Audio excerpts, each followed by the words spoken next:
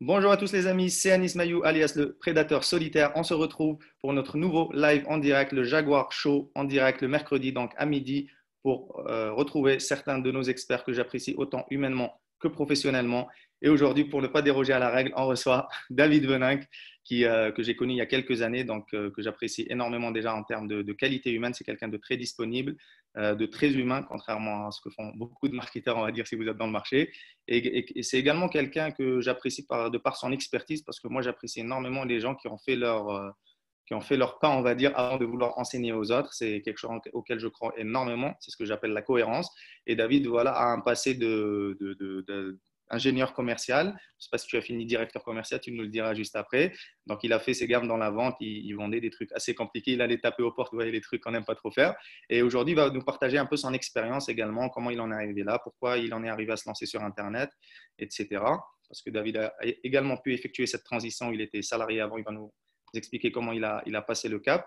Et également, aujourd'hui, il s'est spécialisé dans les webinaires, cette machine un peu compliquée que vous entendez parler partout sur Internet. Et selon moi, selon mon humble avis, j'ai pas mal d'expérience aujourd'hui, David, c'est vraiment l'un des meilleurs pour tout ce qui concerne les webinaires en France. Et il va nous partager son expertise. Donc, même si cette interview est offerte et gratuite, franchement, prenez un maximum de notes parce que je peux vous assurer que si vous mettez en application ne serait-ce qu'un seul conseil, qu'une seule pépite qu'il y a dans cette interview, ça peut vraiment donner une nouvelle vision à votre business. Non, je ne vais pas vous dire que ça va faire exploser votre business. On n'est pas des vendeurs de rêves, mais en tout cas, ça peut faire une différence à votre niveau dans votre business. Donc voilà, j'ai assez parlé. Donc on accueille David. Salut David, comment vas-tu? Salut, ça va très bien. Merci beaucoup pour cette invitation. Avec plaisir David. Bah, est-ce que tu peux te présenter d'abord, même si je t'ai présenté, on va dire, je t'ai introduit sur la scène, est-ce que tu peux te présenter, nous parler Bien un peu sûr. rapidement de ton parcours et je sais que pour te connaître bien, euh, l'élément déclencheur pour toi, il y a des gens peut-être qui le savent pas, mais en tout cas, l'élément déclencheur pour toi quand tu étais salarié, en fait, c'était tes enfants, si je te connais bien. C'était ça, en fait, qui t'a poussé à essayer de trouver des solutions et à essayer de te lancer. Donc, j'aimerais que tu nous retraces un peu ton parcours, que les gens apprennent à te connaître, même s'ils te connaissent déjà pas mal sur Internet, et surtout que tu nous dises, est-ce que cette transition a été facile? Est-ce que tu n'as pas eu peur? Tu t'es dit, allez, vas-y, je vais lancer mon business, c'est pas très compliqué, on va effectuer la transition. Est-ce que tu t'es fait accompagner? Est-ce que tu as essayé de faire ça tout seul? Donc, raconte-nous un peu les secrets de fabrication. Eh ben, écoute, je vais essayer de faire ça de manière efficace. Déjà, je te remercie pour cette introduction. Effectivement, comme tu l'as très justement dit, moi, j'ai lancé mon activité à mon propre compte début 2014. Je n'ai pas créé l'entreprise à ce moment-là, mais c'est début 2014 où, début janvier, je suis libre, on va dire, de tout contrat salarié. J'ai 2 ans devant moi parce qu'en fait, avec mon dernier employeur, on a fait une rupture de sorte à ce que je puisse bénéficier de la couverture Pôle emploi parce qu'à l'époque, lorsque je me suis lancé en 2014, j'avais l'envie de me lancer à mon propre compte, mais j'avais aucun projet. C'est-à-dire que j'avais aucune idée de ce que j'avais envie de faire, j'avais aucune idée de l'expertise que j'avais. D'ailleurs, même je croyais à l'époque que je n'avais pas d'expertise parce que pour moi, eh bien, la seule chose que je savais faire, c'était vendre. C'était finalement aller voir des prospects, prendre des rendez-vous et puis convaincre ces prospects que la solution que j'avais était la meilleure pour eux, si c'était bien le cas évidemment, et puis leur donner envie de signer avec moi. Et ça, effectivement, avant de lancer ma propre entreprise, j'ai fait mes armes dans la vente pendant 13 ans sur le terrain.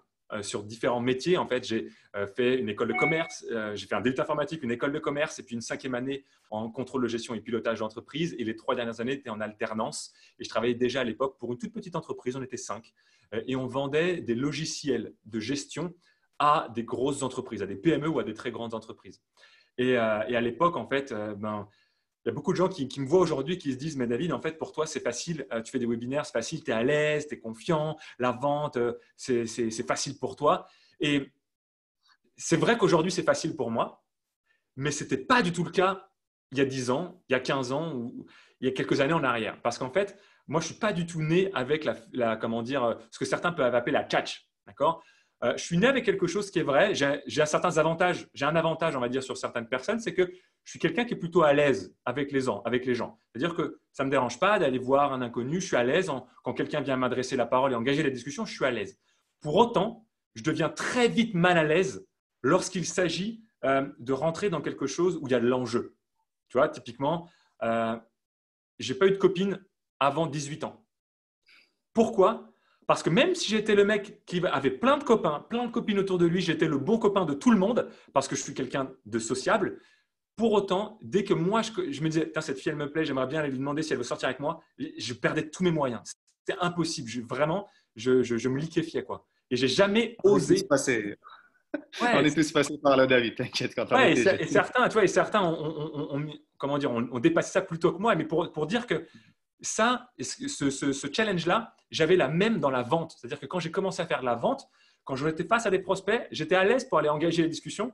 Mais dès qu'il fallait aller plus loin, dès qu'il fallait dire au client, ben, on signe, on prend le bon de commande, on y va, on lance le projet, c'est parti. Tu vois qu'il fallait, toi, un petit peu comme tu dis avec une fille, est-ce que tu veux sortir avec moi? Ben, quand tu dis avec un client, est-ce qu'on travaille ensemble? Eh ben, c'était le même challenge pour moi. Et donc, du Le coup, closing, quoi. exactement, c'est le closing. Eh bien, j'y arrivais pas en fait.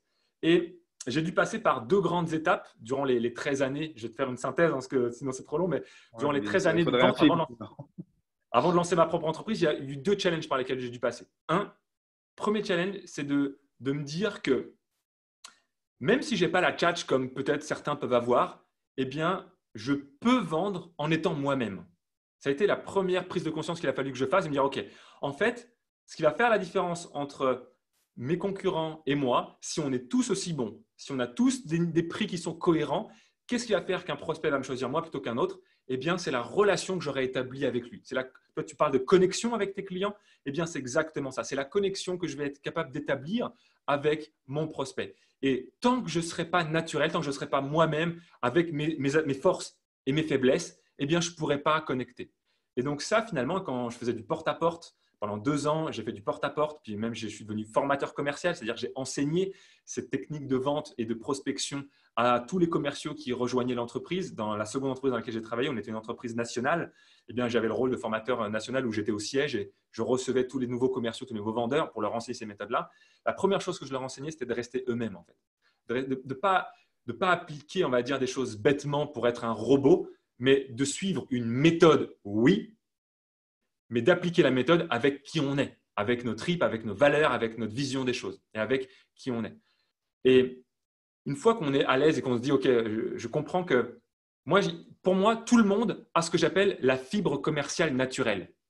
La fibre commerciale, les gens associent ça à la tchatch. Souvent, quand les gens, tu leur parles de fibre commerciale, ouais, il faut être un tchatcheur, il faut être un vendeur. Non, je ne suis pas d'accord. Pour moi, la fibre commerciale doit être naturelle, c'est-à-dire d'être connecté à ce que l'on croit et aux choses dans lesquelles, quand on en parle, on a les tripes qui vibrent. Tu vois, moi, je ne peux pas vendre quelque chose en lequel je ne crois pas. Ce n'est pas possible.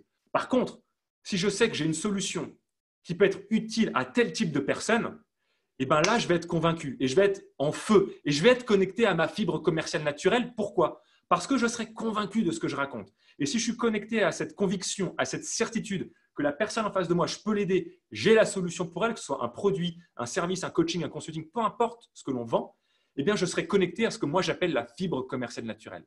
Parce que je pourrais parler en étant dans la certitude et la conviction. Et ensuite, dans mon parcours commercial, il y a une chose que j'ai compris, c'est que j'avais peur, encore une fois, si j'en ai parlé, j'avais peur de décrocher, tu vois, de demander en fait. J'avais peur de dire, ben, est-ce que tu veux sortir avec moi? Est-ce que tu veux signer mon bon de commande? Est-ce que tu veux prendre rendez-vous? Et en fait, j'ai pris conscience d'une chose, c'est que, et ça c'est fondamental pour moi dans le mindset de la vente, c'est qu'en réalité, la vente, c'est pas refourguer notre produit ou notre service. C'est pas ça la vente. Ça c'est la mauvaise vente et c'est ce que les gens qui ne comprennent pas la vente essayent de faire à tort, essayer de refourguer leur cam. C'est pas ça la vente. La vente, c'est identifier un prospect qui a un problème, qui a un besoin. Soit il a un problème, soit il veut aller vers quelque chose de mieux. Bref, il a une envie de mieux. De lui poser des questions, de découvrir son contexte, de lui poser des questions pour identifier si oui ou non, on a une solution pour lui. Parce que si on n'a pas de solution, ça ne sert à rien. Ben, il n'y a rien à lui vendre vu qu'on n'a pas de solution. Mais si avec les questions qu'on lui pose, on se rend compte qu'en fait, c'est le prospect idéal pour nous, que oui, on le comprend et qu'on peut l'aider parce qu'on a une solution, un produit, un service, encore une fois, peu importe. Eh bien, la vente, c'est quoi? La vente, c'est ni plus ni moins que d'aider notre client à prendre conscience que ce que l'on peut lui proposer peut l'aider et c'est de l'aider à prendre une décision. Pour moi, vente égale coaching à la décision. C'est de l'aider à prendre la décision, de croire en lui, croire en ses capacités à y arriver, de croire en nous également, en fait qu'on a la capacité à l'aider et de croire en la solution qu'on lui propose. Et ensuite, une fois qu'on l'a aidé à prendre conscience de ces trois éléments-là, confiance en lui, confiance en nous et confiance en notre solution, eh bien, il ne reste plus qu'une chose à faire. C'est l'aider à prendre une décision. Et la vente, ce n'est plus que ça. C'est d'être assertif, droit dans nos bottes et de lui dire, voilà, tu as le choix aujourd'hui. Et soit, effectivement, tu continues à faire ce que tu continues à faire, mais apparemment, ça n'a pas encore fonctionné, ça t'a pas apporté les résultats. Soit, si tu es convaincu que je peux t'aider, si tu crois en toi, si tu crois en moi, eh bien là, il n'y a plus qu'une chose à faire. C'est qu'on se donne une chance entre toi et moi à travailler ensemble et on y va. Et moi, je sache que je vais tout faire pour apporter un maximum de résultats et je vais te mettre toutes les tripes sur la table pour t'aider à atteindre ce que tu m'as dit d'atteindre. Qu'est-ce qu'on fait? Finalement, voilà, la vente, ça se résume à un moment donné à coacher à la décision, ni plus ni moins.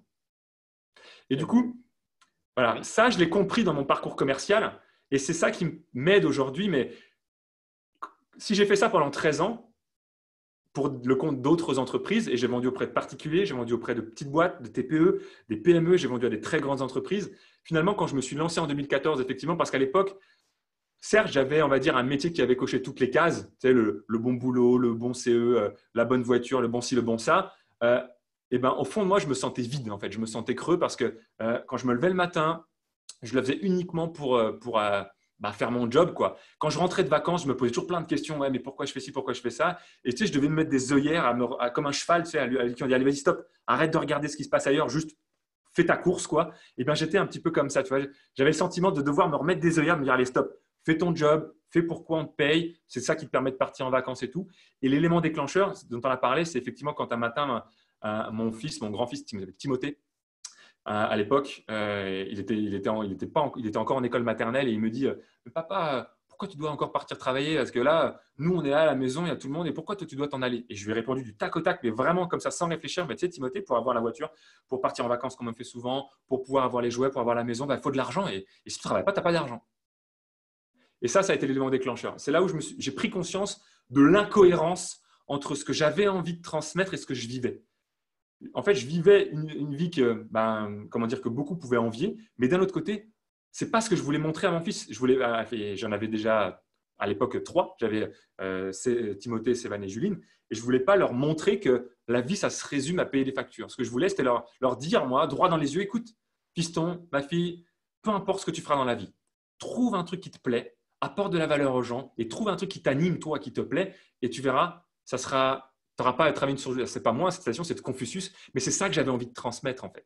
Et vu que je n'étais pas du tout aligné avec ça, je ne sais pas du tout ce que je faisais, ça m'a mis face à mes incohérences et je me dis stop en fait. Il faut que j'arrête ça. Il faut que maintenant, à partir de maintenant, je trouve ce que j'ai envie de faire, je trouve ce qui m'anime, je veux donner du sens à mes actions, je veux me sentir utile, je veux contribuer à un plus grand niveau avec ce que je suis capable de faire. Et c'est là où j'ai pris la décision de dire stop. J'arrête tout, je demande une rupture conventionnelle et je cherche ce qui va me plaire.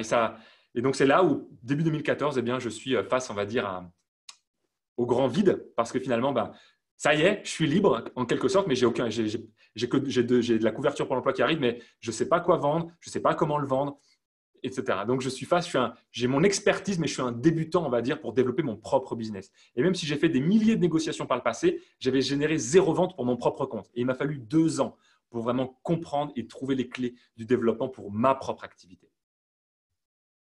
Ah, tout à fait. Ouais, des fois, souvent, on a ce modèle on se dit qu'on est les cordonniers les plus mal chaussés. Tu vois, donc, on sait le faire pour les autres, mais pour nous, on a du mal. Exactement. Et puis, c'est quelque chose de tout nouveau, en fait. Même si, quelque part, la méthode, je l'avais pour d'autres choses, il m'a fallu, mine de rien, dérouler un peu la pelote pour le réappliquer à moi-même. C'est idiot, en fait. Et ça, je me dis, mais attends, je comprends. Mais en fait, tu as besoin de faire ce travail-là, même pour te le réappliquer, parce que moi-même, à l'époque, je me disais, mais je n'ai pas d'expertise. Je raconte souvent cette anecdote-là, mais c'est ce qui m'a vraiment marqué. Moi, je me rappelle me discuter avec mes cousins en leur disant, les gars, je vous envie. Mes cousins, j'en ai 2, ils étaient ébénistes. Il y en a encore un qui l'est, l'autre, il ne l'est plus, mais peu importe. Ils sont ébénistes et ils savent prendre un morceau de bois et en faire un meuble, une chaise, une table, peu importe. Ils transforment une matière première en un produit fini. J'ai dit, putain, les gars, vous avez de l'or dans les mains. Ça, c'est une expertise qui vaut de l'or. Moi, j'ai aucune autre expertise finalement que de savoir vendre et puis et faire de la prospection, quoi. Et j'ai mis 8 mois à comprendre que ça, c'était une expertise que beaucoup de gens n'avaient pas et que je pouvais mettre au service des autres ce savoir-faire que j'avais acquis sur le terrain de la façon la plus dure, en mettant des années à comprendre, en analysant, en me prenant des milliers de noms dans la tête pour comprendre ce qui faisait la différence entre un oui et un non et ce qui faisait la différence entre quelqu'un qui ose, quelqu'un qui reste figé par ses peurs. Bref, ça, je l'ai pris conscience au bout de 8 mois. Et c'est seulement au bout de 8 mois que je me dis, OK, Eh bien, c'est ça que je veux faire maintenant. Je veux aider les dirigeants d'entreprise, les indépendants, ceux qui osent se lancer comme moi je l'ai fait, à vendre leurs services en y prenant du plaisir. C'est pour ça que la mission que je me suis fixée, c'est de devenir un activateur d'épanouissement commercial. Je veux aider mes clients à s'épanouir commercialement, à ce qu'ils vendent leurs produits, leurs services parce qu'ils ont de l'expertise dans les mains, eh bien, à prendre du plaisir à le vendre au juste prix, à la juste valeur et d'une manière agréable. Très bien. Mais écoute, là, tu touches déjà plusieurs points sensibles. On va aborder le premier déjà que tu as touché tout de suite et par lesquels on est tous passés en tant qu'experts au début. Tu touches un point important qui d'ailleurs génère beaucoup ce qu'on appelle le syndrome de l'imposteur. Dans notre industrie, on ne se sent jamais bon, jamais assez pour faire les choses, jamais compétent. Et tu touches un point sensible dans le sens, nous, en tant que personne, en tant qu'experts, on est toujours les plus mauvais pour juger notre expertise.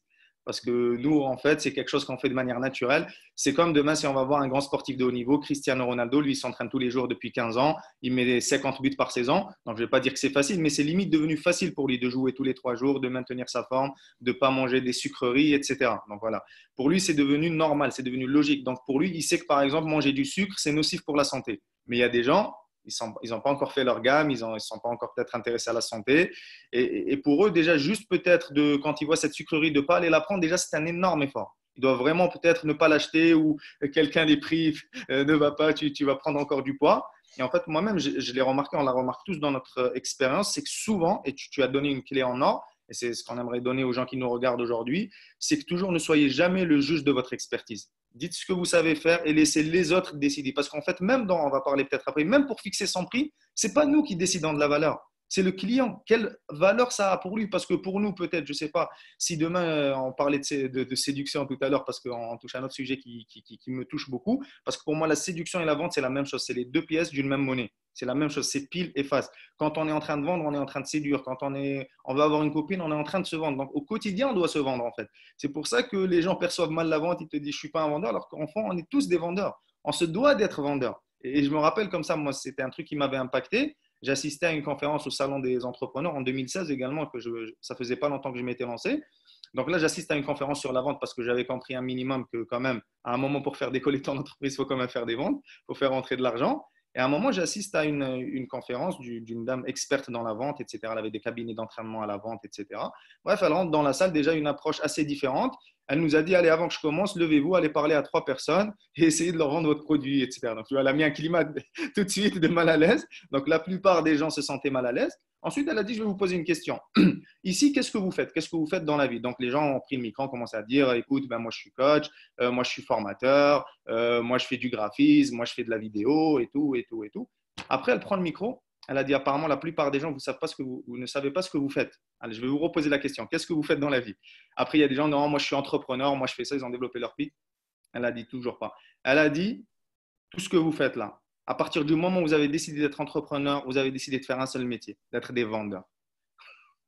Exactement. D'être des vendeurs. Ça a été un élément déclencheur. Pour moi, ça a été un déclic. Parce que quand tu es entrepreneur, tu dois être d'une certaine manière le meilleur vendeur de ta boîte. Parce que c'est ton idée, c'est ton expertise. Comme moi, souvent, je dis, si toi, tu n'arrives pas à la vendre, comment tu veux que les autres la vendent? Parce qu'on voit souvent les gens se cacher, je vais prendre des commerciaux, tu connais peut-être ça, je vais faire de la pub, je vais faire des webinaires, je vais tout automatiser, les gens n'ont pas besoin de me voir, etc.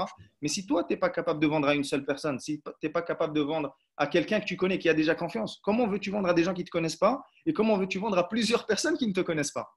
Si Donc tu là, n'es pas c'est sûr capable que c'est… d'expliquer clairement ce que tu fais et surtout ce que tu apportes, les prospects ne vont pas comprendre et ne vont pas être capables justement d'adhérer à ce message. Donc oui, c'est fondamental. La seule décision qu'on prend en devenant indépendant et en lançant sa propre activité, c'est qu'on devient le vendeur de notre expertise, du produit que l'on veut mettre en place, du développement de notre entreprise en fait. Ça, c'est certain. On devient le responsable du développement commercial de notre entreprise, c'est sûr. Ça, c'est clair et net. On ne peut pas être plus d'accord. Et donc voilà, on touche un truc important, une clé importante. Justement, c'est pas être le juge de ce qu'on fait. Justement, voilà, laisser le client décider. C'est comme toi. Justement, des fois, on se dit, ah oui, cette personne, elle est directrice commerciale. Waouh, elle m'impressionne. Mais peut-être que cette directrice commerciale, peut-être qu'elle a des problèmes dans sa vie de couple, peut-être qu'elle a des problèmes avec Bien ses sûr. enfants. On ne sait pas en fait les problèmes qu'elle vit. Donc souvent, moi, ça m'est arrivé. Peut-être ça t'est arrivé aussi. Des fois, tu vois, on est impressionné, on rencontre une personne et même sur Internet, des fois, on voit des gens faire des formations. Et nous, on sait qu'on peut d'une certaine manière les aider, mais on se dit, ah, attends, il a déjà fait cette formation, peut-être qu'il a déjà toutes les clés, etc. Et je sais par expérience, souvent, il y a des gens qui ont acheté plein de formations. Et quand je discute avec eux, en fait, sincèrement, ils n'ont pas retenu 10% de ce qu'il y avait dans la formation. Ils ont encore moins appliqué. Et je connais, en fait, le truc, c'est que je connais personne qui n'a pas de problème.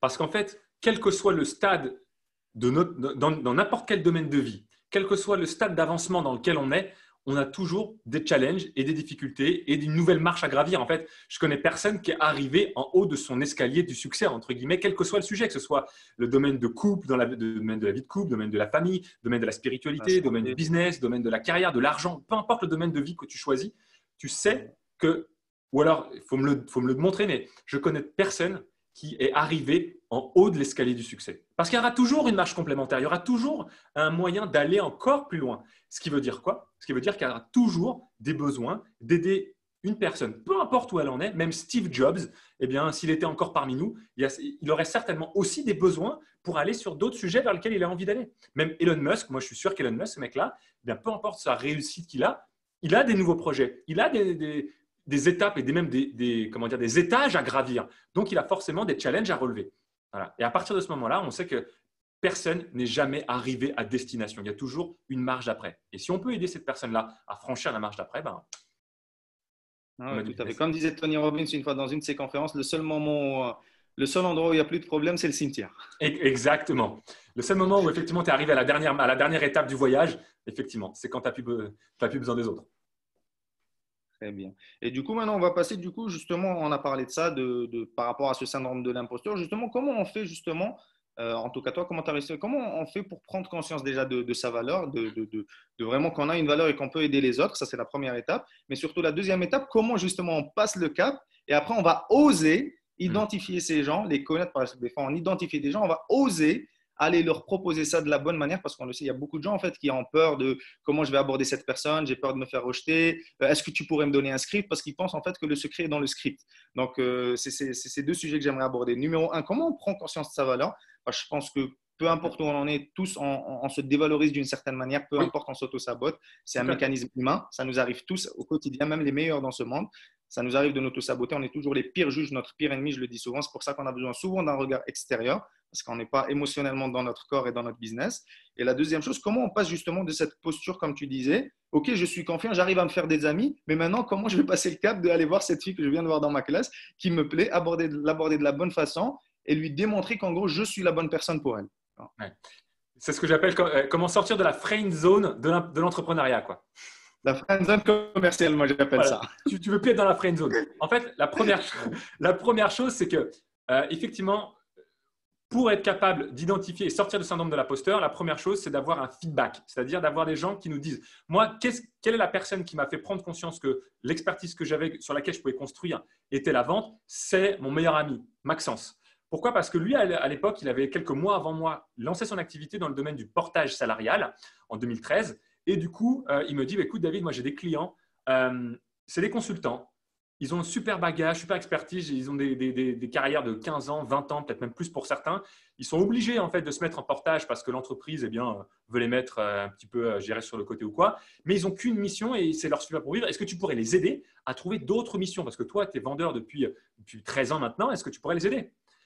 Et j'ai dit, bah ouais, écoute, pas de problème, avec plaisir. Et c'est ça qui m'a fait prendre conscience, effectivement, que ce que je connaissais avait de la valeur. Lui avait déjà attaché de la valeur à ça en me demandant de l'aide pour ses clients. Et quand, au départ, en fait, je le faisais gratuitement, j'intervenais dans des soirées réseau de mon meilleur pote où je préparais un contenu et je n'étais pas payé pour ça, je le faisais avec plaisir. Mais je le faisais parce que ça me permettait de me dire, bah, tiens, je vais avoir un feedback, justement. Je vais créer du contenu, je vais apporter des informations et je vais voir comment les gens les perçoivent. Et en fait, je me suis rendu compte que ce que moi et ce que j'ai est important. Quand on a un niveau d'expertise avancé, ça devient facile pour nous parce qu'on a créé des réflexes, on a créé des habitudes. Mais ce n'est pas parce qu'en fait, nous, on a créé en fait un réflexe qui est facile pour nous que c'est facile pour tout le monde. Il y a une image que j'aime bien, je ne sais plus qui me l'avait, c'est pas moi qui l'ai inventée, je l'ai entendue il y a quelques années de ça et je ne sais plus de qui, mais peu importe. Tu sais, c'est comme quand on rentre au collège. Moi, j'ai mon fils qui rentre au collège, c'est pour ça que cette image me parle. Mais quand tu rentres au collège et que tu es un sixième, les troisièmes, c'est des dieux pour toi, tu vois. Les mecs, les troisièmes, tu les idolâtres. Tu fais, putain, les gars, waouh, ils sont en troisième, ils vont rentrer au lycée. Les mecs, ils font des trucs de ouf. Certains, les troisièmes idolâtrent les lycéens, ceux qui sont en terminale. Ouais, et puis toi, quand tu es un adulte, tu fais quoi? Tu fais, mais troisième, mais c'est un tocard. Le troisième, il n'y connaît rien à la vie, le gamin. Tu lui appuies sur le nez, il sort du lait. Enfin, laisse-le. Voilà, j'exagère volontairement le trait. Mais c'est pour dire que c'est pas le sixième, pour lui, le troisième, c'est un dieu, quoi. Pour nous, ça n'en est pas. Mais le troisième, s'il cherche à impressionner, on va dire, l'adulte, il ne va pas y arriver. Mais par contre, si je dis, moi, mon public, ce n'est pas les adultes. Mon public, c'est les sixièmes. Eh bien, sa crédibilité, son autorité, sa légitimité pour le sixième, elle est instantanée en fait, parce que le sixième voit le troisième comme quelqu'un fort. Donc, ce que je veux dire, c'est que sur l'échelle du savoir, eh bien, entre le niveau 0 et le niveau ultime, top of the world, le mec, le killer, il a fait des films, il a été interviewé, enfin bref, c'est le mec le plus connu du secteur. Il y a Grant Cardone dans la vente, par exemple. Par exemple, et peut-être il y a même plus, mais admettons, disons que Grant Cardone, c'est le top du top du top du top. Eh bien, entre le niveau 0 et Grant Cardone, il y a toute une échelle en fait. Et il y a toute une variation, une graduation de niveau d'expertise. Et si je me situe ne serait-ce qu'à la moitié de Grant Cardone, eh bien, ça veut dire que peut-être je ne vais pas pouvoir cibler la moitié au-dessus, mais je pourrais cibler la moitié en dessous.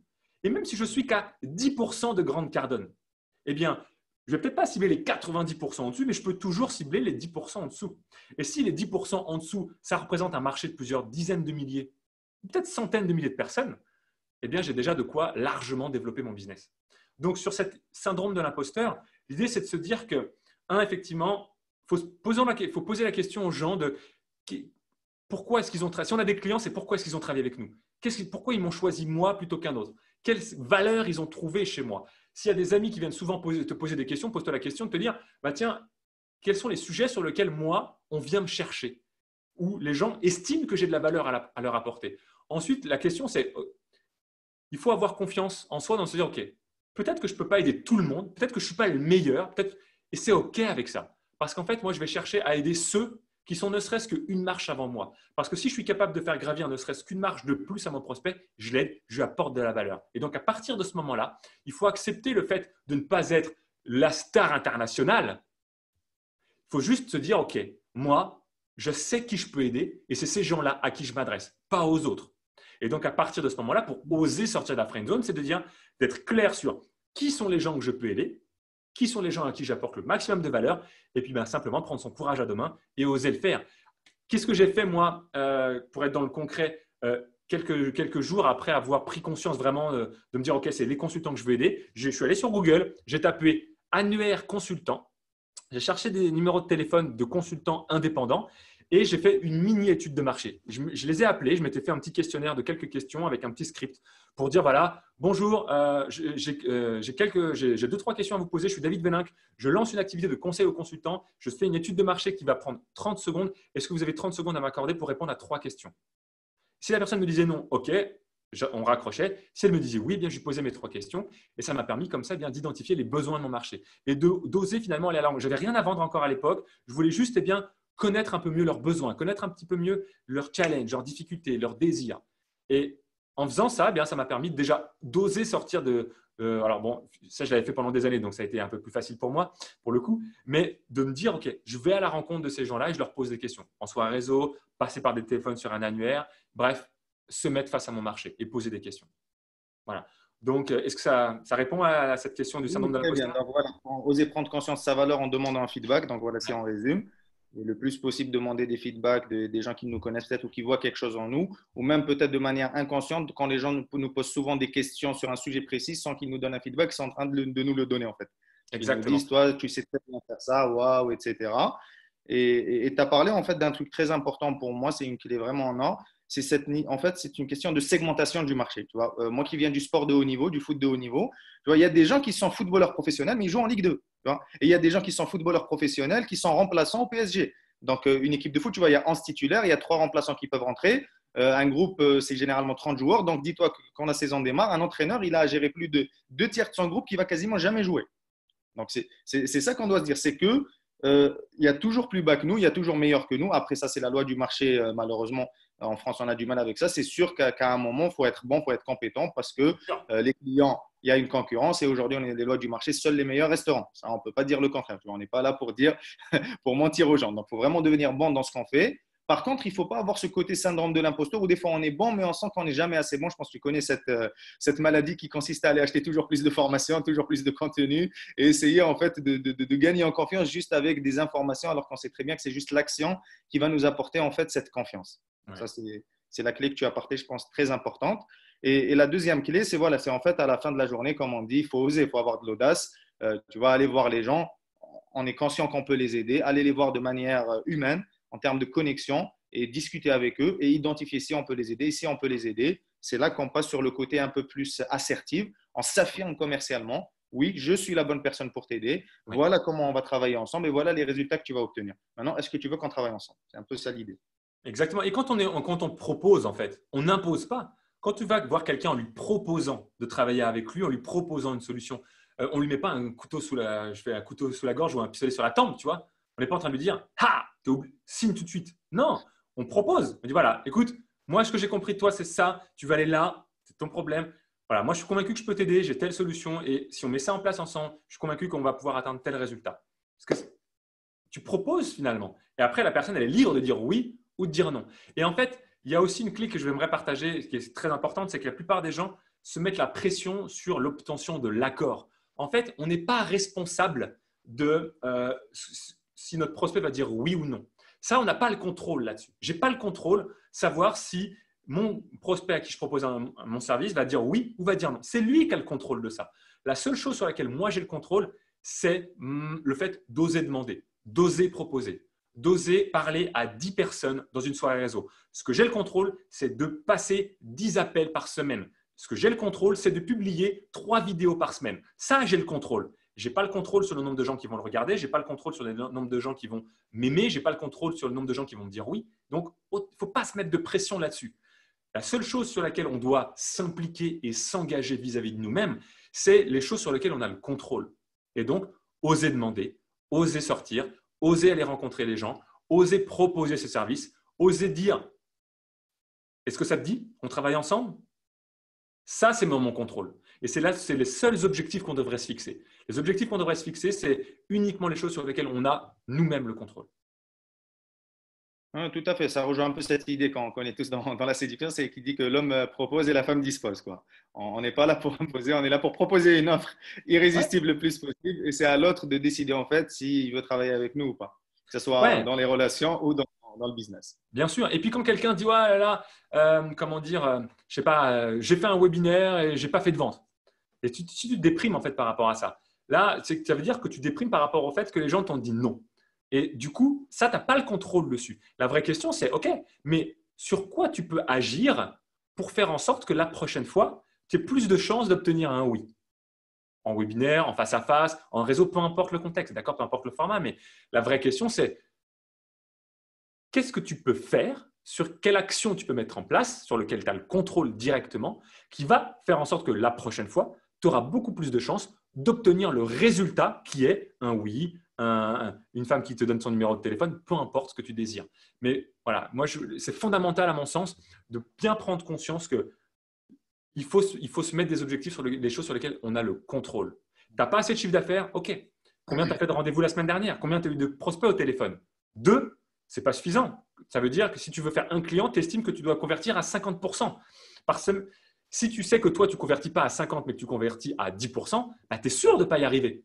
Parce que tu n'as pas assez d'appels. Donc, le seul objectif que tu dois te fixer, c'est quoi? Ce n'est pas avoir 2 appels par semaine, c'est d'en avoir 10 par semaine. Parce que si tu en as 10 par semaine, si tu convertis à 10%, OK, normalement, tu es dans de bonnes conditions pour avoir une vente par semaine. Et ça, tu as le contrôle. Et maintenant, encore une fois, pour avoir 10 appels par semaine, c'est encore, si on va encore un camp plus loin, sur quelle action tu as le contrôle pour avoir le plus de chances possible d'avoir 10 appels par semaine? Comment tu les génères? Il faut participer à des événements réseau, il faut publier des vidéos, il faut faire de la pub, je ne sais pas, par rapport à ce que toi, tu veux mettre en place, mais pose-toi la question, sur quelle action j'ai le contrôle pour avancer vers le résultat que je veux obtenir. Très bien, super. Ouais, quelques clés très importantes. Bon, on en a pas mal parlé de mindset, de posture à avoir au niveau commercial, au niveau mindset pour lancer son activité. Ouais. On a déjà un peu plus avancé qui nous suit. Donc là, on va rentrer dans des trucs plus stratégiques, on va dire. Et j'aimerais aller sur le sujet de, tu vois, des fois, quand on se lance, il y a différentes problématiques, ou même quand on s'est lancé et qu'on a quelques ventes. En fait, comment on fait déjà comment on peut obtenir ses premiers clients, mais des clients, ce qu'on peut appeler aujourd'hui haut de gamme ou à étiquette ou peu importe, mais en tout cas des vrais clients de coaching, de consulting, des clients qui, en fait, avec un seul client, on peut faire un bon mois et vivre avec ça. Donc, comment on peut obtenir ses premiers vrais clients Quoique les gens qui achètent des produits à 17,40, ce n'est pas que ce pas des vrais clients, mais c'est des clients moins engagés. Nous, on le sait avec l'expérience. C'est sûr que voilà, c'est la même chose quand on va dans un hôtel de luxe. Les gens voilà, qui prennent le all inclusif, qui prennent la suite, etc. Certainement, l'hôtel va leur accorder plus d'attention. C'est tout à fait humain. Voilà, à un moment, on a des entreprises et c'est normal d'accorder plus d'attention aux gens qui dépensent le plus d'argent chez nous parce qu'eux-mêmes nous ont témoigné plus d'intérêt par rapport à ce qu'on propose. Donc, c'est une double question. C'est comment je fais pour obtenir ces premiers clients? Et la deuxième question, je pense que beaucoup de gens vivent aujourd'hui également et qu'on a vécu aussi à certains moments de notre activité, c'est comment soutenir ce flux. Parce qu'on sait que c'est ça le nerf de la guerre, parce que c'est facile de faire une bonne vente, mais comment chaque mois j'ai de bonnes ventes? Pour revenir encore une fois au sport de haut niveau, nous, dans le foot, je me rappelle, on avait une expression, on disait, est-ce que ce joueur, c'est un tube de l'été? C'est quoi un tube de l'été? C'est-à-dire, est-ce qu'il va faire 2-3 bons matchs? Et c'était un tube de l'été. Tu te rappelles, quand on était jeune, il y a un tube, on en entend pendant 3 mois, 6 mois. Après, l'artiste, on n'entend plus jamais parler de lui. Comme par exemple, Gangnam Style qui avait fait un carton Psy, on n'en a plus jamais entendu parler de lui. Donc, c'est ça. Est-ce que tu es un Cristiano Ronaldo où chaque année, depuis 15 ans, tu mets 50 buts par saison et tu es une légende dans ton domaine? Ou est-ce que tu es, pour les gens qui connaissent, un Hatem Ben Arfa en France qui a énormément de talent, mais on ne l'a jamais vu exploser. Il fait 2-3 bons matchs par là. Après 2 saisons, il disparaît. Il fait 20 bonnes minutes. Voilà, c'est pour faire le parallèle, c'est comment, voilà, déjà, je fais une bonne saison commerciale ou un bon mois commercial, mais après, comment je soutiens ça au quotidien parce que je pense que ça, c'est très important pour avoir cette sérénité et se dire, ah, ok, dans 6 mois, je sais ce que je vais faire, je vais pouvoir promettre à ma femme de l'emmener au ski, les enfants, je vais leur promettre de les amener en vacances, je vais pouvoir peut-être investir dans un nouveau bien immobilier. En tout cas, j'ai cette sérénité et je suis confiant dans le fait que je vais développer mon activité parce que justement, j'ai un système en place qui va me permettre de mettre en place tout ça.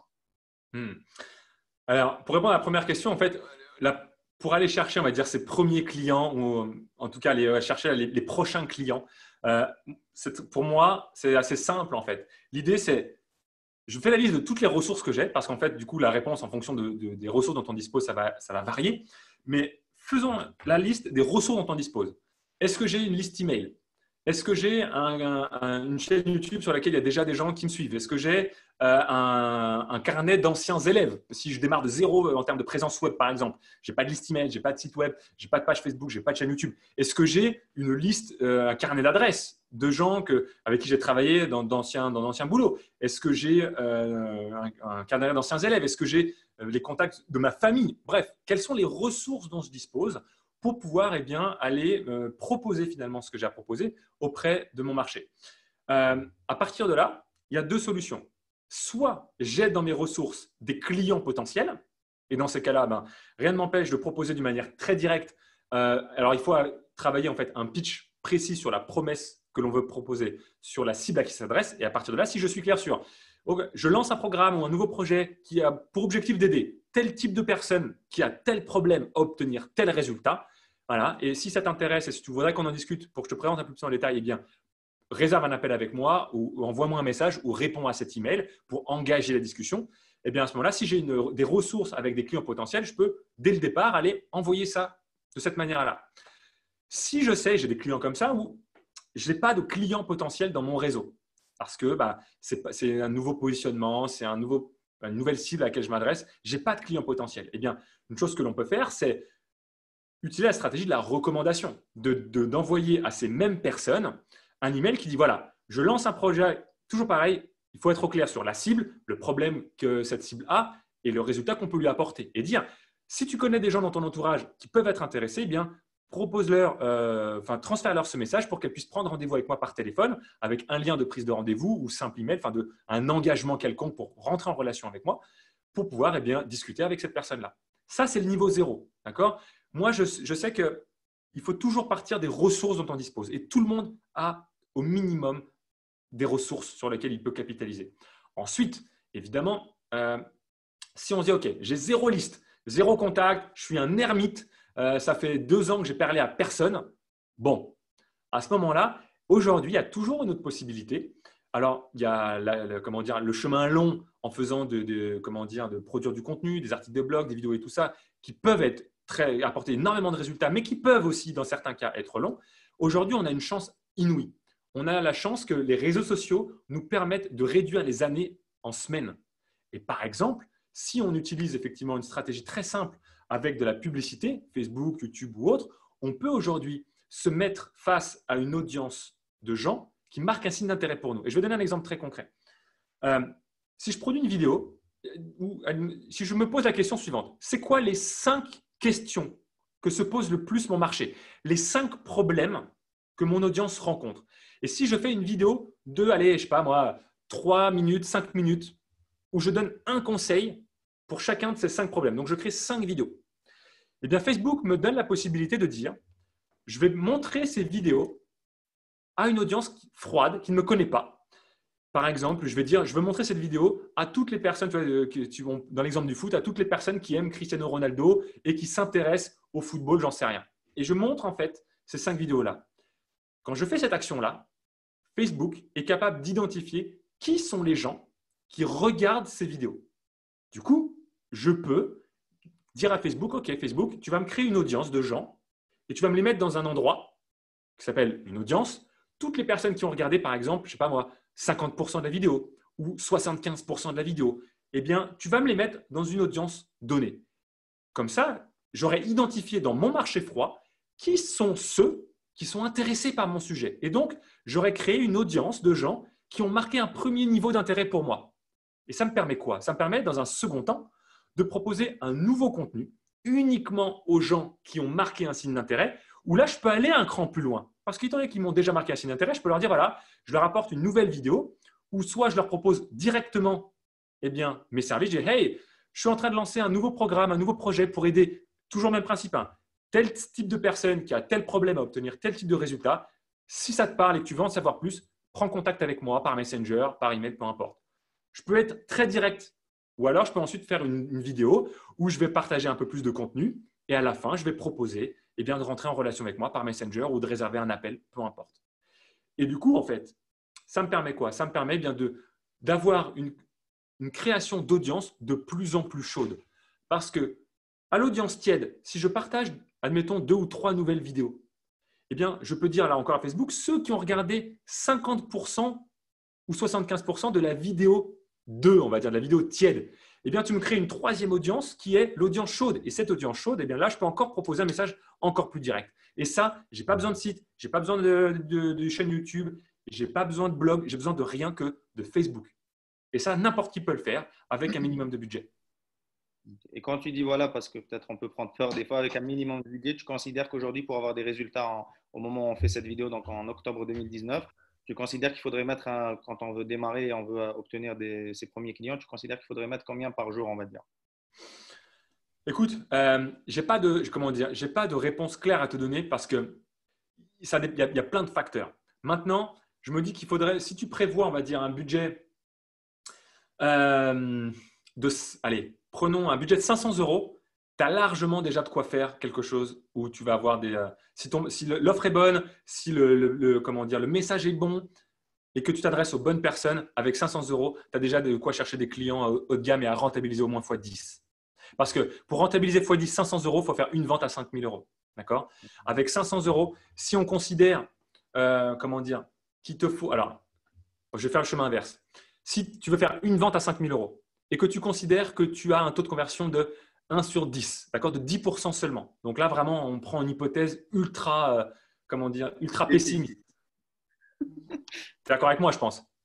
Oui, bien sûr, très pessimiste. Ultra pessimiste, d'accord? Ça veut dire qu'en gros, j'ai une vente sur 10. Ça veut dire qu'il me faut donc 10 rendez-vous. 10 rendez-vous avec 500 €, ça veut dire qu'il faut que j'arrive à avoir 50 € le rendez-vous. D'accord? 50 € le rendez-vous, c'est impossible sur le trafic froid. Enfin, c'est impossible. Si, c'est peut-être possible, mais je veux dire, c'est beaucoup plus difficile sur le trafic froid. Mais quand tu as une stratégie où tu en fait, as une séquence de vidéos qui préchauffe en fait, ton trafic, et c'est les gens qui sont en demande de prise de rendez-vous, c'est totalement faisable. Très bien. OK, donc pour cette partie sur Facebook. Et du coup, après, on parlait de comment soutenir ça sur le moyen et le long terme. Comment faire plusieurs bonnes saisons. Eh bien, une fois Et qu'en ne fait… pas être un… Ouais, je suis tout à fait d'accord. En fait, moi, dans la vente, c'est le même principe. Si tu étais, tu vois, la première année où en fait, j'ai explosé les compteurs dans les entreprises pour lesquelles je travaillais, c'est super, tu es une superstar et tout. Mais dès le 1er janvier, on te ramène et on te dit, OK, c'est bien, tu as fait une très bonne année derrière, mais prouve que ce n'était pas de la chance maintenant. Fais-en une deuxième, mec. Donc, c'est exactement ça, en fait. Et évidemment, et quand tu lances ton activité, tu as fait une première année super bonne. OK, montre que tu es capable de faire une autre, puis une troisième, puis une quatrième, etc., etc. Et de ne pas avoir une année à 6 chiffres ou à 7 chiffres, mais d'en faire plusieurs d'affilée et d'augmenter. Eh ben, pour venir soutenir la Je croissance. suis là pour vous aider. Merci Google, c'est gentil, mais j'ai pas besoin. À chaque fois que je dis OK, eh bien Google se lance. Tu vois. Bref, du coup, moi, il y a deux choses. Un, c'est quand j'ai un système qui marche. Si par exemple, j'ai pu me lancer grâce à ce système-là, je continue. Si je gagne, je joue encore. Donc, je laisse en place ce système. Mais on peut commencer effectivement à mettre en place des systèmes complémentaires et de créer un écosystème de marketing, d'attraction de clients et de conversion. Et autrement dit, quand on veut soutenir de la croissance, eh bien, c'est être présent sur son marché, produire du contenu, d'accord, et avoir des systèmes qui permettent de développer notre audience, de développer des listes. Parce que quand on est sur ce système-là, eh bien, on n'a pas de liste email, d'accord. On fait confiance à Facebook et on crée une audience de gens 100% Facebook. Donc, pour avoir une vision plus moyen terme, long terme, eh bien, on va faire en sorte d'identifier cette audience-là et de les sortir de Facebook pour les avoir dans notre propre liste email et devenir maître de cette audience-là. Du coup, dans un deuxième temps, c'est crucial de mettre en place un système de génération de leads en proposant un webinaire automatique, en proposant un lead magnet, peu importe, mais c'est d'identifier, d'obtenir l'adresse email de ces gens qui sont dans cette audience tiède et chaude. Et ensuite, eh bien, une fois qu'on a mis en place un système qui permet de continuer à attirer des prospects qui sont les plus qualifiés possibles, eh bien là, à ce moment-là, moi, la publicité, pour moi, est le meilleur moyen. Pourquoi? Parce que quand j'ai un moyen fiable et prévisible de transformer 1 euro en 2 euros, eh bien, je suis maître de mon développement. Voilà. Pour moi, le moyen qui m'apporte le plus de contrôle, c'est d'être capable de transformer 1 euro d'investissement en 2 euros. Que ce soit sur Facebook, sur YouTube ou autre, peu importe. Mais pour moi, c'est la meilleure solution. C'est ton fameux distributeur de marge. Exactement. C'est le fameux distributeur de marge parce que quand, admettons, eh bien, prenons l'exemple d'un webinaire. Si je sais que j'investis 1 euro dans Facebook, j'investis 1 000 euros dans Facebook, admettons, et que ça m'apporte un certain nombre de prospects. Et que sur ce certain nombre de prospects, eh bien, ils s'inscrivent pour participer à un webinaire. Et à la fin de ma campagne, je sais qu'un certain nombre de gens sont devenus clients et que ça me génère, admettons, 2 000 euros. Eh bien, je sais qu'à chaque fois que j'investis 1 000 euros, je récupère 2 000. Eh bien, je peux me développer. J'ai toujours ces 1 000 euros de départ que je peux réinvestir et j'ai 1 000 euros de marge que je peux utiliser soit pour investir encore plus, soit pour faire d'autres choses, investir dans mon branding, me rémunérer, recruter, peu importe. Je génère de la marge à la demande. Et à ce moment-là, c'est là où je peux avoir de la prévisibilité. Jusqu'à passer à une troisième étape, on va pouvoir générer de la marge de manière automatique, où là, on sait qu'on a un système automatisé qui permet d'attirer des prospects et convertir ces prospects en clients. Donc ça, c'est un peu ce que Sébastien, le marketeur français, appelle une machine à vendre. Ouais, c'est une machine à vendre, effectivement. C'est ça. C'est un système qui permet d'attirer des prospects, de les filtrer, d'identifier qui sont les prospects qui nous intéressent et de les convertir en clients. Très bien. Et du coup, sur ça, tu as toujours insisté sur 3 fondations qui sont pour moi indispensables. C'est pour ça que j'appelle ça des fondations. C'est comme quand on construit une maison, pardon. Il nous faut des piliers. Tu as toujours insisté sur ça et ça, on ne peut pas être plus d'accord. C'est tu peux tout faire de la pub, faire des webinaires, mais à partir du moment où tu as une clarté absolue sur ton positionnement, sur ta cible et sur ton offre. Oui, exactement. En fait, comment on réussit? Pour moi, les 3 piliers, tu vois, ils sont là, c'est les 3 piliers de ce que j'appelle le système impact et liberté. Tu vois, les 3 piliers, c'est effectivement être au clair sur son positionnement, être au clair sur l'offre que l'on veut vendre et avoir un système de vente en place. Mais le système de vente ne peut pas être mis en place tant que l'offre n'est pas au clair. Et l'offre ne peut pas être au clair tant que le positionnement n'est pas au clair. Et le positionnement, c'est 6 P pour moi. Les 6 P du positionnement, c'est un problème précis que je résous pour un prospect parfait à qui je peux faire une promesse percutante. Ça, c'est les 6 P d'un positionnement clair. Un prospect parfait à qui je résous un problème précis et à qui je peux faire une promesse percutante. Tant que ça, ce n'est pas clair, le reste, ça ne sert à rien, entre guillemets. Parce que tu peux faire un webinaire et n'avoir 0 résultat si tu n'as pas les fondations. Un webinaire, c'est qu'une technique, c'est qu'une stratégie marketing. Mais ce n'est pas une stratégie magique. Ce qui fait que ça fonctionne, c'est parce que d'abord, tu vas proposer le bon produit au bon client au bon moment. Point. Et du coup, comment on fait justement, toi, comment tu réussis à faire avec tes clients? Parce que pour l'avoir vécu, je pense que c'est un problème majeur aujourd'hui, parce qu'il y a beaucoup de gens qui ont beaucoup de brouillard sur leur positionnement. Et c'est ça que des fois, tout est bien en place, mais comme le positionnement, il y a des frictions au niveau du positionnement, on a beau utiliser les meilleures stratégies de webinaire, on peut même prendre le meilleur organisateur de webinaire au monde, on peut même prendre Russell Brunson qui nous fait notre webinaire, on sait qu'on ne fera pas de vente, parce que justement, il n'y a pas cette clarté. justement, comment tu fais toi avec tes clients, quelques clés bien sûr, parce que je sais que ça demande un accompagnement au complet, pour justement avoir cette clarté sur son positionnement, sur son offre et sur sa promesse, pour derrière me dire, je peux me permettre maintenant de mettre 1000 euros, parce qu'on en a parlé, 1000 euros, c'est une question de mindset aussi. On sait que beaucoup de gens, 1000 euros, ça peut les effrayer s'ils ne génèrent rien aujourd'hui. Mais comment on peut gagner en clarté par rapport à ces piliers-là, pour derrière me dire, OK, maintenant je suis sûr, j'ai gagné en clarté et je peux maintenant investir 1000, 2000, parce que je sais que derrière, mon message est percutant, je m'adresse à la bonne cible et surtout mon offre est pertinente pour ces gens-là. Ouais, alors, je vais répondre à ta question tout de suite. Je vais faire un schéma là, sur le paperboard.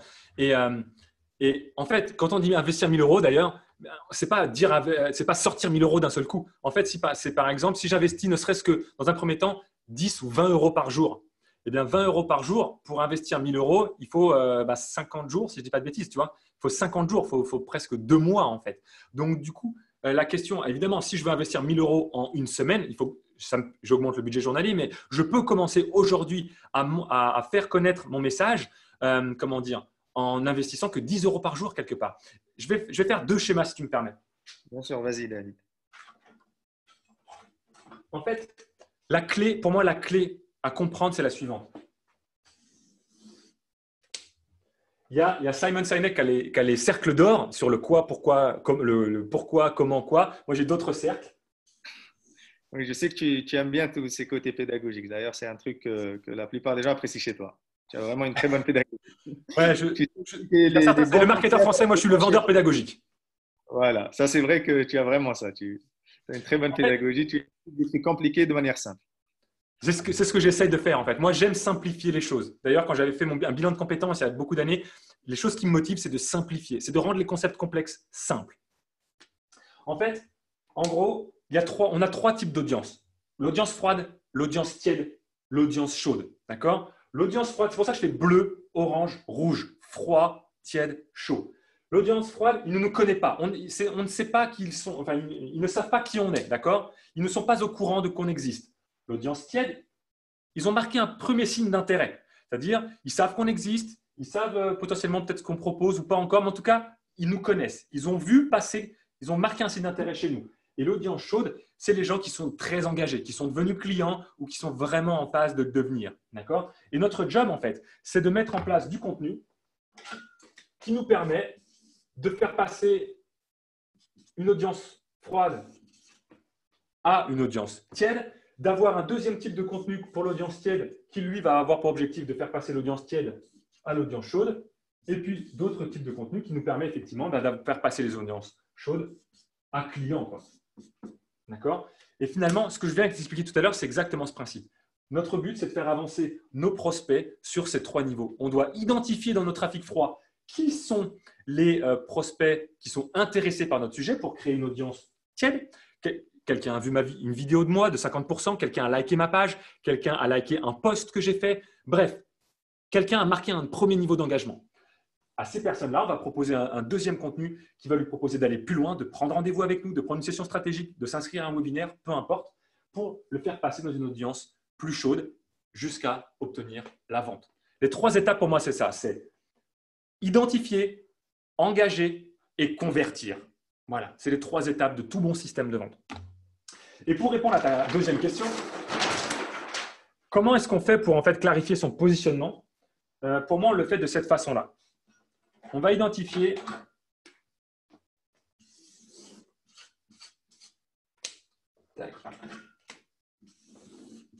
on prend une feuille A4 et si vous ne l'avez jamais fait, faites cet exercice-là. C'est fondamental. Vous prenez une feuille A4 ou une feuille A3. Si vous avez besoin de place, moi je prends souvent des feuilles de paperboard gigantesques parce que j'ai besoin de place. Bref, prenez une feuille A3 et vous dessinez ça.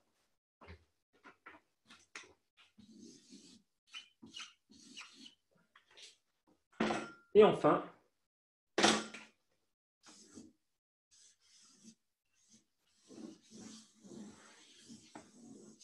voilà.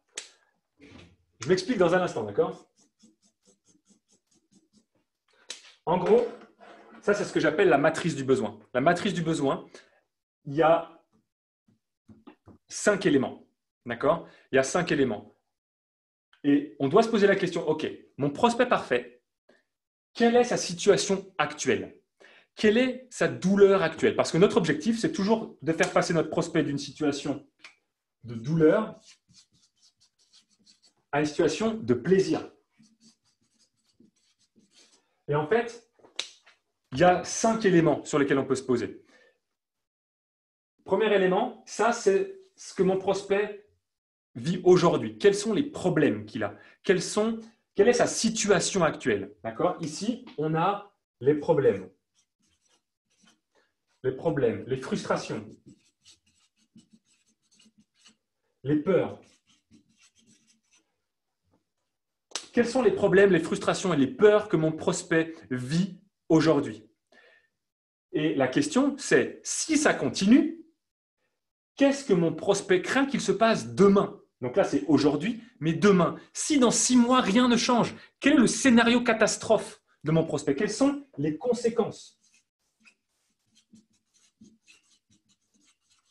D'accord? Ce que j'appelle les enjeux négatifs. Quelles sont les conséquences? Problème, c'est j'ai 40 kilos de plus, je suis essoufflé, je sens que mon cœur s'accélère quand je fais du sport. Et si ça continue, je risque l'infarctus, je risque d'avoir des genoux qui sont en compote, je risque de faire en sorte que mon ménisque s'use plus vite et que du coup, à 40 ans, j'ai le corps d'un homme de 75 ans, tu vois. C'est quoi les problèmes? C'est quoi la conséquence? Aujourd'hui, demain, sur la partie douleur. Et on va se poser la même question sur la partie plaisir.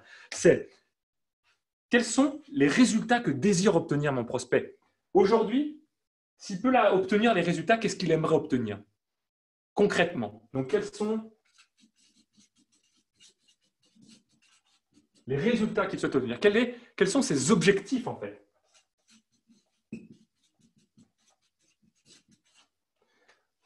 Il a ses problèmes. Si ça continue, il va avoir telle conséquence. Qu'est-ce qu'il veut changer? Qu'est-ce qu'il aimerait obtenir comme résultat? Et ça ne suffit pas de s'arrêter là. Pour avoir un positionnement qui soit percutant, il faut se dire, OK, pourquoi il veut atteindre cet objectif? Et là, on atteint sur le demain. Donc là, tu as compris, ça c'est aujourd'hui, ça c'est demain, éventuellement, peut-être éventuellement négatif, éventuellement positif. Pourquoi est-ce qu'il veut obtenir ça? Quelles sont les aspirations et les rêves que l'atteinte de ces objectifs pourrait lui permettre d'obtenir? Donc là, c'est aspiration, rêve en quelque sorte. Voilà. Ça, c'est les 4 premiers éléments. Pour faire passer de la douleur au plaisir, il faut se poser la question. Quels sont les problèmes? Quelles sont les conséquences si rien ne change? Quels sont les résultats qu'il aimerait obtenir qui lui permettraient d'obtenir du plaisir? Et pourquoi ces résultats lui permettraient d'obtenir du plaisir? Parce que ça lui permettrait de venir honorer ses aspirations et ses rêves. Et ensuite, la question c'est quoi les obstacles? Qu'est-ce qui l'empêche aujourd'hui? Parce qu'il essaye d'avancer sur ce chemin, il essaye de partir de cette situation, mais pourquoi tout ce qu'il a essayé jusqu'aujourd'hui n'a pas fonctionné? Quel est ce mur en fait? Ça, ce sont les obstacles. Voilà. Quels sont tous les obstacles qui l'empêchent d'y arriver? Ses croyances internes, c'est les fausses solutions qu'il utilise. Bref, quels sont tous les obstacles? Une fois qu'on est au clair là-dessus, on peut identifier ce que désire le plus notre prospect et ce qui l'empêche d'y arriver. Et si nous, on a une solution qui lui permet de lever les obstacles, de faire péter ce mur et lui dire, voilà, aujourd'hui, tu as telle douleur, tu veux obtenir telle chose, mais tu as tel obstacle, c'est normal que tu n'y arrives pas parce que tu n'as pas encore la bonne façon de faire. Moi, j'ai une solution qui est X et ça va te permettre d'obtenir ça malgré ces obstacles-là, même si tu as des obstacles-là et même si tu as déjà essayé tel truc qui n'a pas marché. Est-ce que je suis clair par rapport à ça ou pas? Très bien, très bien. Là, tu leur as offert une formation complète dans une interview. Voilà, bah là, ça c'est fondamental, c'est la matrice du besoin et tout part de là. Et j'imagine c'est ce que tu fais également avec tes clients où tu les Bien sûr. accompagnes vraiment étape par étape sur ces problématiques-là. Exactement. Exactement. Là, ce matin, j'étais encore en coaching avec une cliente et on travaille, on commence la collaboration ensemble et on reprend. Elle a déjà un business qui tourne. Pour autant, on reprend les fondations pour être sûr d'être sur des fondations solides. Ça va plus vite quand on a déjà une expérience parce qu'on remplit beaucoup plus facilement les cases. Et pour autant, même si elle a déjà un business, eh bien, le fait de retravailler ça, ça lui fait prendre conscience que parfois, elle est dans sa posture d'expert et pas dans les bottes de son client. Et donc, c'est fondamental de retravailler ces éléments-là. Ah non, c'est clair. Moi, c'est pour ça que je t'ai lancé sur cette question de positionnement parce que je sais que c'est vraiment la clé fondamentale de toute activité, encore plus quand on fait du coaching, de l'accompagnement, du consulting, parce que c'est un marché ultra concurrentiel aujourd'hui et qui a très peu de barrières à l'entrée parce que tout le monde aujourd'hui peut faire des vidéos, peut faire des publicités, Exactement. peut s'improviser malheureusement. Et du coup, on va dévier rapidement pour conclure après, parce que ça fait déjà une bonne heure qu'on est ensemble. Ah, Euh, pas vite. pour dévier sur ça, oui, on sent pas le temps passer comme ça, on est passionné, on peut rester la journée. Du coup, là, on touche à une autre problématique, je pense, un peu plus avancée derrière. C'est qu'une fois qu'on a identifié tout ça, qu'on est au clair sur notre positionnement, qu'on sait ce qu'on veut apporter, qu'on sait comment on va transformer la vie de nos clients, j'imagine, comme tu le sais bien, qu'on n'est pas les seuls à vouloir proposer ça à nos clients, tu vois, aux gens en tout cas qui pourraient être intéressés par ce qu'on propose. Parce Ouais. que voilà, comme dans tout marché, d'ailleurs, c'est un indice pour moi, tout marché où il y a de la concurrence, c'est-à-dire que c'est un bon marché. Il y a des gens où il y a un vrai besoin, ils dépensent déjà de l'argent. Donc moi, je dois aller exploiter ça. Mais Oui. maintenant, ce que j'appelle moi la question à 1 million de dollars, c'est pourquoi, encore une fois, on en revient comme dans la séduction, pourquoi cette fille sortirait avec moi? Pourquoi ce client viendrait travailler avec Anis Mayou ou viendrait travailler avec David Venin? Qu'est-ce que moi, j'ai de différent? Qu'est-ce que j'apporte de différent par rapport à tous mes autres concurrents? Est-ce que à cette question, je sais que tu n'es pas un spécialiste en branding, mais je sais que tu as peut-être quelques clés. Comment, en tout cas, toi, tu as réussi à te différencier? Qu'est-ce que tes clients te disent aujourd'hui? Pourquoi ils ont envie de travailler avec toi et pas avec un autre qui fait peut-être de la formation en vente? Et j'imagine que ce n'est pas ce qui manque aujourd'hui sur le marché. Ouais. Et bien, en fait, la réponse à ça, effectivement, la réponse à ce pourquoi, c'est déjà notre propre pourquoi. En fait, parce que les gens n'achètent pas ce que nous vendons, les gens achètent pourquoi nous le vendons. Et donc, la réponse à cette question, comment est-ce qu'on se différencie, c'est par qui on est nous. Et en fait, on a tendance à se dire, ah ouais, il faut que je trouve des différenciations sur le prix, sur le machin. Ouais, pourquoi pas, mais ça, c'est peanuts, c'est 20% du truc. 80% de la différence va passer par rapport à qui on est, dans le verbe être, d'accord? Qui je suis. Et la question à se poser, c'est quelles sont mes valeurs? Quelles sont mes 3 valeurs prioritaires que je vais incarner et que je vais transmettre dans mon message en étant moi-même, d'accord? Par exemple, tu vois, la bienveillance, l'authenticité, ça, ce sont des valeurs que j'incarne, que je veux incarner dans mon marketing, mais qui se fait naturellement parce que c'est ma personnalité. C'est comme ça. Je n'ai pas besoin de dire que je fais du marketing éthique. Je n'ai pas besoin de dire que je fais du marketing bienveillant, puisque j'incarne ça en étant comme ça. Et mes clients, s'ils viennent me voir, c'est parce que justement, ils perçoivent ça de mon marketing. Dans mes vidéos, dans mes conférences, dans les contenus, la bienveillance, l'authenticité, ce genre de choses. Après, c'est aussi quelles sont mes forces. Donc, c'est les valeurs, quelles sont mes forces par rapport à ce que peuvent proposer les autres. Une de mes forces, c'est l'énergie. L'énergie est une de mes forces et je sais que 80% des gens qui viennent me voir me parlent de mon énergie. Ils me disent ouais, tu as une énergie de malade, mais comment tu fais pour envoyer autant, etc. Donc, je joue là-dessus aussi. Je mets en avant cette énergie-là et je capitalise sur cette force-là. C'est quelque chose qui est naturel. Et il ne faut pas aller chercher il ne faut pas transformer des faiblesses en force. Il faut chercher nos forces et s'en servir, les faire grandir, capitaliser dessus.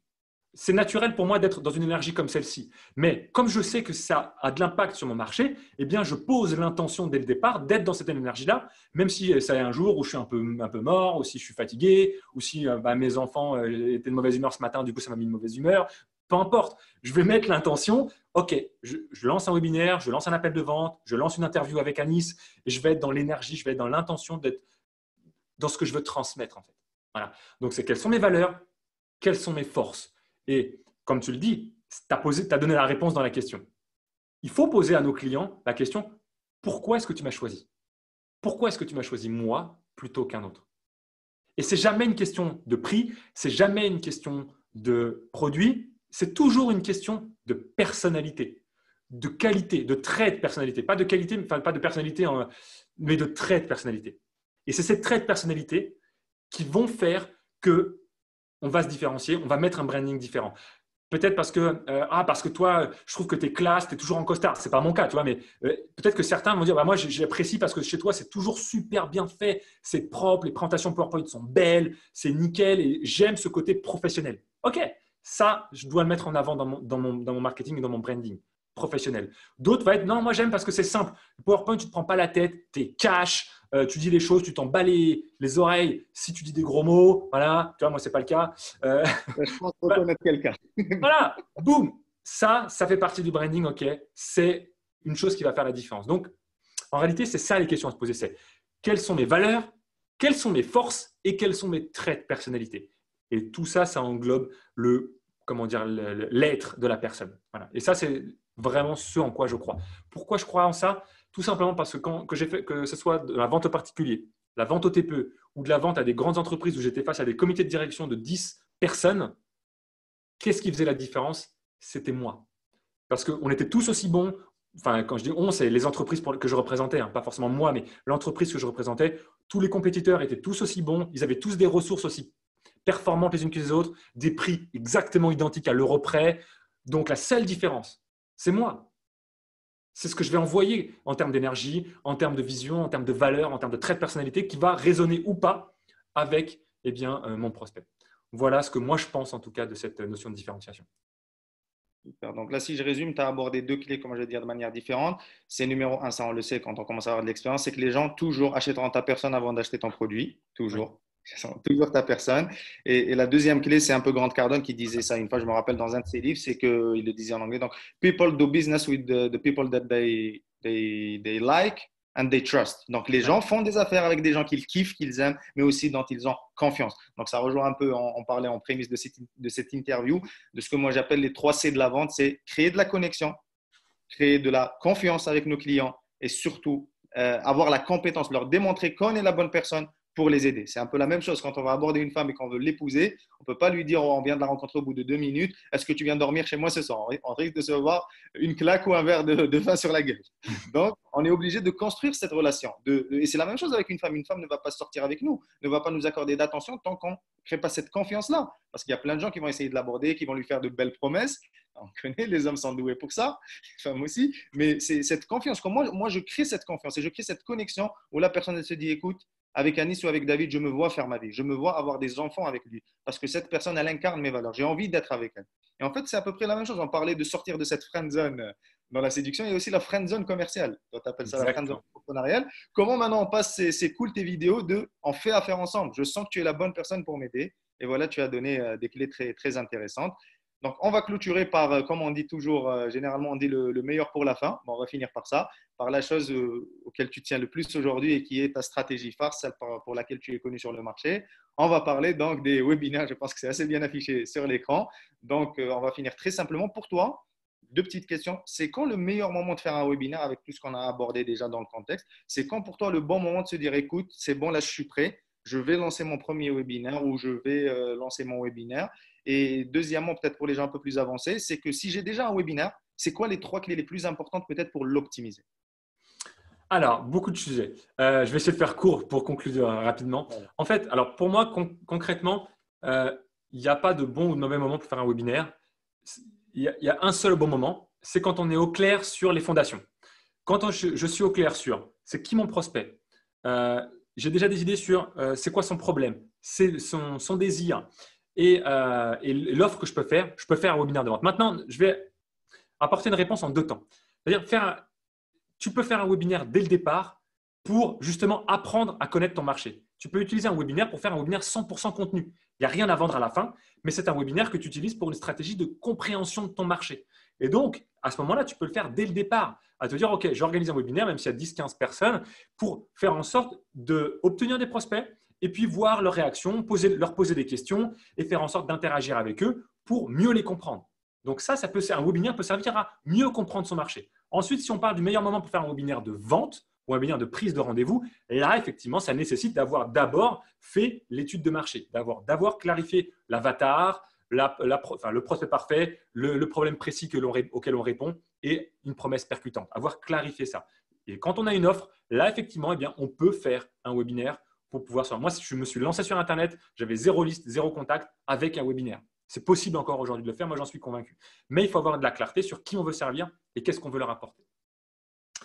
Ensuite, évidemment, si on a déjà une audience, si on a déjà une liste email de quelques centaines, milliers de personnes, c'est banco, quoi. Enfin, il faut y aller, c'est parti. On a déjà une audience qui est tiède, tu vois, qui est dans le 2e cercle tout à l'heure. Ben voilà, on les invite à un webinaire et c'est parti, on y va, quoi. On génère du chiffre.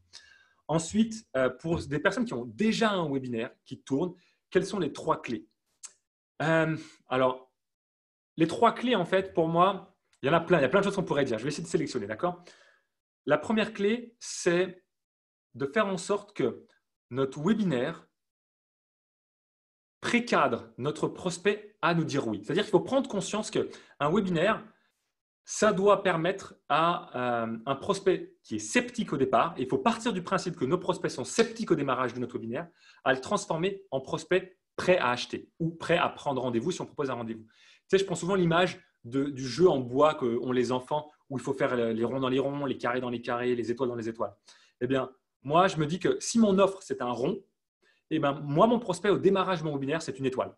Il a plein d'angles comme ça et je dois faire en sorte de le faire changer de vision des choses pour qu'à la fin du webinaire, il soit en forme de rond et qu'il soit prêt à rentrer dans mon offre. Et que tous ceux pour qui ça ne correspondra pas, qui seront des carrés, des triangles ou autres, eh bien, ça ne sera pas un fit et donc ça ne fonctionnera pas. Je veux les transformer. Donc, un webinaire, c'est un webinaire de transformation.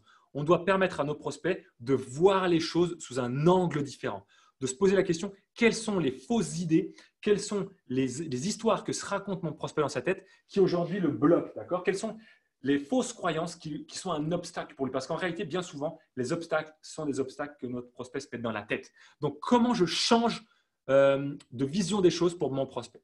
D'accord? Ça, c'est la première clé, c'est fondamental. Un webinaire de transformation. Ensuite, il faut voir un webinaire et une campagne de webinaire comme non pas un événement unique, mais comme tout un tas d'ingrédients. Le webinaire en lui-même, ça a une importance folle, mais il y a la phase de préchauffe et la phase d'animation post-webinaire qui est cruciale également. Là, j'ai un de mes clients là, qui m'a envoyé un message hier. Il a fait un webinaire en direct. Il y avait 660 inscrits, 230 participants au webinaire, 60 calls pris lors du direct, 60 sessions stratégiques réservées lors du direct. Et il sait que durant la phase d'animation des ventes, il va certainement dépasser les 100 appels. Il va avoir 40 appels complémentaires. S'il n'avait pas de stratégie post-webinaire, eh bien, il y aurait presque la moitié des appels qu'il n'aurait pas eu. Donc, il faut prendre conscience qu'un webinaire, c'est toute une campagne avec un avant, un pendant et un après. Pardon? J'ai dit, en fait, c'est un écosystème. Il faut voir ça comme vraiment un écosystème. Alors, pas encore. Alors oui, je suis d'accord, mais pour moi, ça, c'est la troisième clé. L'écosystème, ça va encore plus loin. C'est-à-dire qu'en fait, la deuxième clé, c'est de prendre conscience qu'un webinaire, ce n'est pas un événement, c'est une campagne. Ensuite, il faut prendre conscience qu'un webinaire doit être, au bout d'un moment, mis en place au sein d'un écosystème. La différence que je fais, c'est que quand j'ai un système de webinaire avec, donc, je sais pas, on sait que j'ai une campagne de webinaire sur 10 jours. Eh bien, qu'est-ce qui se passe à la fin de ces 10 jours? S'il ne se passe rien, que mes prospects dorment sur une liste et qu'il ne se passe rien derrière, c'est du gâchis. Donc, je dois mettre en place un écosystème. Est-ce que je réinvite une semaine plus tard mes inscrits au même webinaire automatisé? Est-ce que je propose un second webinaire avec un angle différent, mais qui propose la même offre? Bref, on commence à se poser des questions sur l'écosystème que l'on peut mettre en place pour pouvoir maximiser la performance. Voilà. Super. Merci beaucoup en tout cas David, pas mal de valeurs.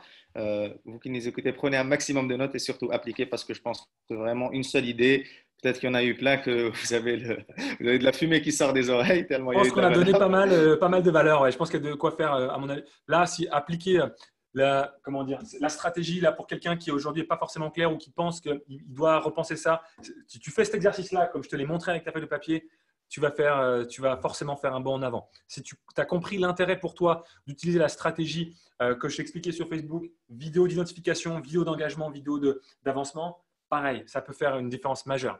Et en ayant… Voilà, là. Ouais.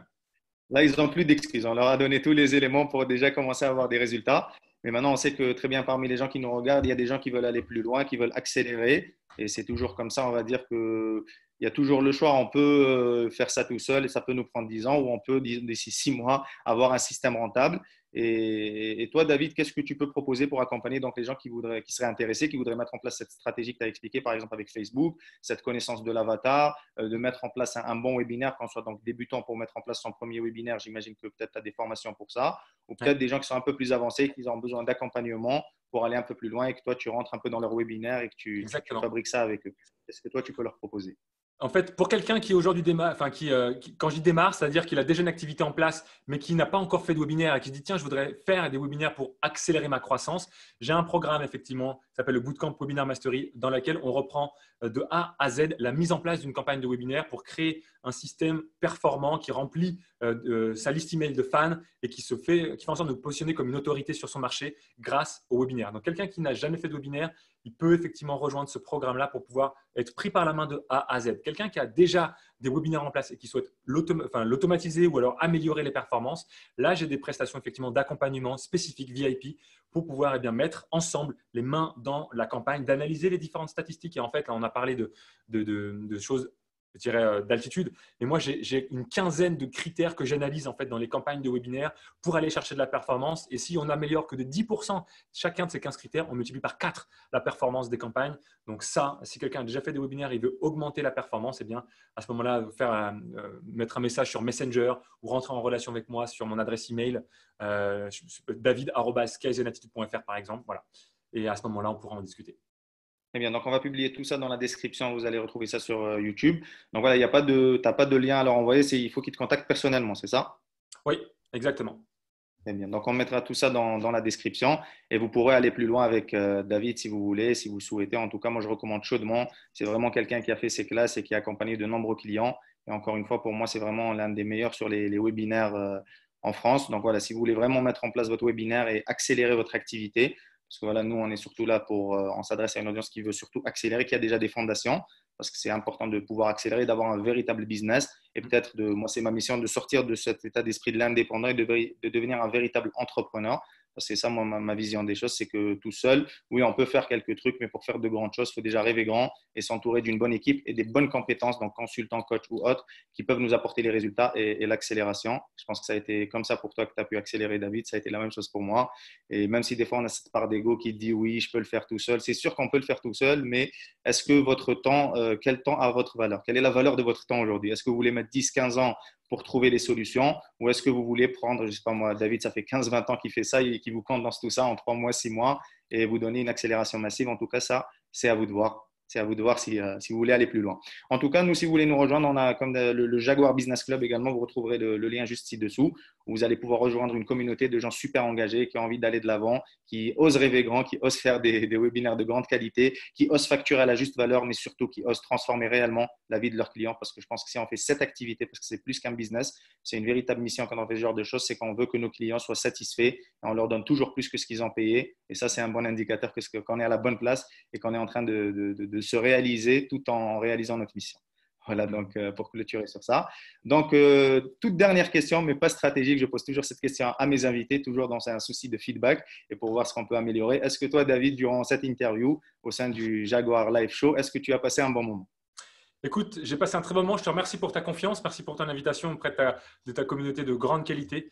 Voilà, j'apprécie le travail que tu fais et je suis très ravi d'avoir pu bien apporter une pierre à ton édifice. Bravo pour ce que tu fais. Merci encore pour ta confiance. Super. Merci en tout cas aussi pour ton temps, David. Et nous, on se retrouve très bientôt pour un nouveau live. Et n'oubliez pas, jusqu'à notre prochaine conversation, prenez toujours le soin d'élever vos standards, de protéger vos rêves, d'oser toujours rêver plus grand, d'oser vous différencier et surtout de vraiment faire une différence dans votre vie et celle de vos clients. C'était Anis Mayou, alias le prédateur solitaire, et David Veninck, activateur d'épanouissement commercial. On se retrouve très bientôt. Ciao.